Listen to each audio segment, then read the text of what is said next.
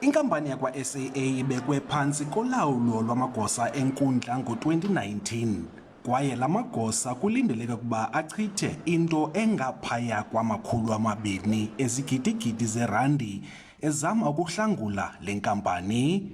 Noxa kunjalo kusekho ingxaki zokungahlawulwa kwabanye abasebenzi. We would like the business rescue process to conclude sooner rather than later. This process can't be open-ended. It needs to be brought to a logical, economic, functional conclusion. La magosa enkundla athi le nkqubo yokuhlangula le nkampani kufuneka ilandele umthetho, ingakumbi umqathango wokuhlawulwa kweenkampani ezityalwa ngu-SAA.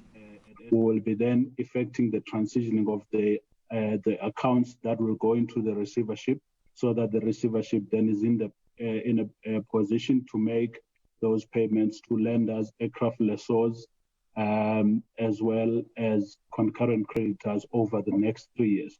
So where we are, Chair, is we believe fundamentally we should exit the business rescue in the next couple of weeks. La magosa athi kulindeleke ukuba le nkampani iphinde ibuyele ibe nengeniso.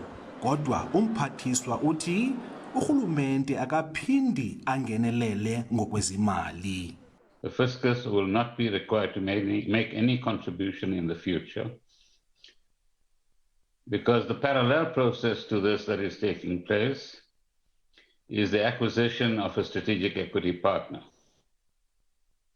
And with all of those interested parties that discussions have taken place with, it has been made clear that once we take as government responsibility for the restructuring costs, the partner has to come in with future capital. La magosa athi akwanalo noxanduva lokuxhasa ngokwezimali iinkampani eziphantsi kwa-SAA, u-SAA Technical, i-Chefs kwaye noMango Airlines.